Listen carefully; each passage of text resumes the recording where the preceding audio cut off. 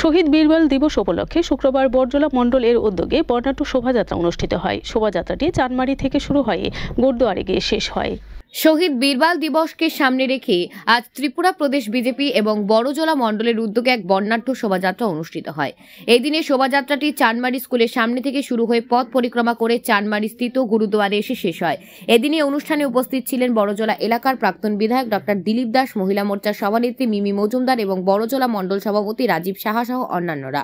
প্রাক্তন বিধায়ক ডক্টর দিলীপ দাস দিবসটি তাৎপর্য বিশ্লেষণ করে বক্তব্য রাখেন। আমরা বীর বাল দিবস পালন করছি। প্রত্যেক বছরে 2022 সাল থেকে শুরু হয়েছে। প্রধানমন্ত্রী নরেন্দ্র মোদী এটা শুরু করেন যে দুই বীর শহীদ যারা গুরু গোবিন্দ সিং দশম গুরুর পুত্র এবং ছোট চার ভাইদের মধ্যে যে ফতে সিং এবং জোরওয়ার সিং, এরা দুইজন ছিল 7 বছর আর 9 বছর।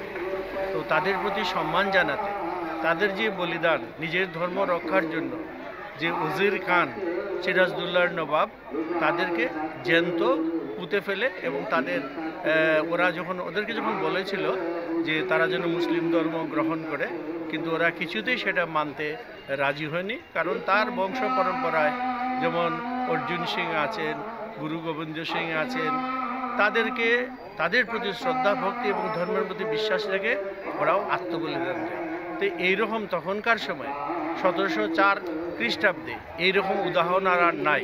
তো এইগুলি এত বছর ধরে এই শিখদের যে সাহস, শৌর্য, বীর্য এবং তাদের ধর্মের প্রতি যে আস্থা, সেটাকে সম্মান দিতে, বিশেষ করে দুটো বালকের এবং আমাদের রাষ্ট্রের মধ্যে এই দেশপ্রেম এবং ধর্মের প্রতি, নিজের ধর্মের প্রতি যে ভালোবাসা, সেটাকে সজাগ রাখতে, ছোট বাচ্চারা যাতে উদ্বুদ্ধ হয়, সেই জন্য প্রধানমন্ত্রী এই 2022 সালে এই জিনিসটা পালন করার জন্য করেছেন।